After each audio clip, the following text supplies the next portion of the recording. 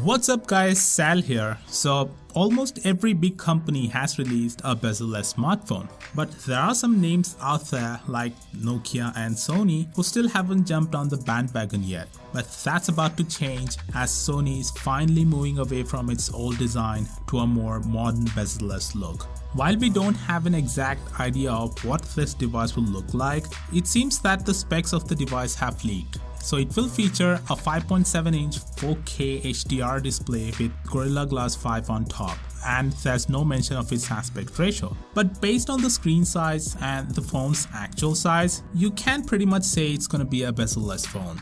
That said, some people don't like Sony's current smartphone design, and I even heard some people say they're designed to be ugly. But personally, I think they make some of the most beautiful phones. Sure, the bezels are huge and very ugly to look at, but the overall designs are lovely in a sea of same looking phones. Few years ago, I had a Sony Xperia Z Ultra.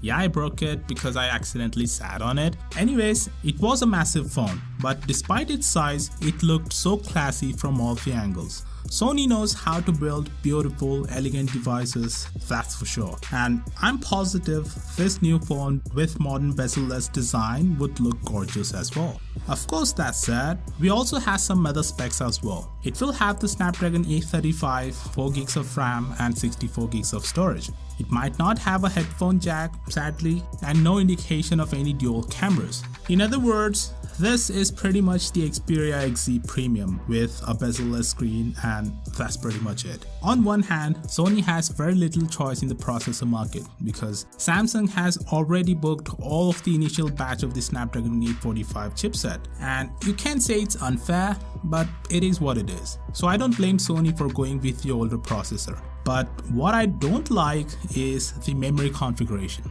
Sure, Sony's UI is very light and doesn't need huge amount of RAM, and 4GB is more than sufficient. The problem is that many manufacturers are doing 6 and some are even doing 8. Sony already has some of the worst sales numbers among the major Android manufacturers. If they can't do anything to differentiate themselves and have specs at least equal to competitors, those lackluster sales will only continue. And at this point, Sony will need to rely on a competitive price to make this phone a success. So yeah, let me know what you think of this in the comments down below, and I'll see you guys tomorrow. Peace out.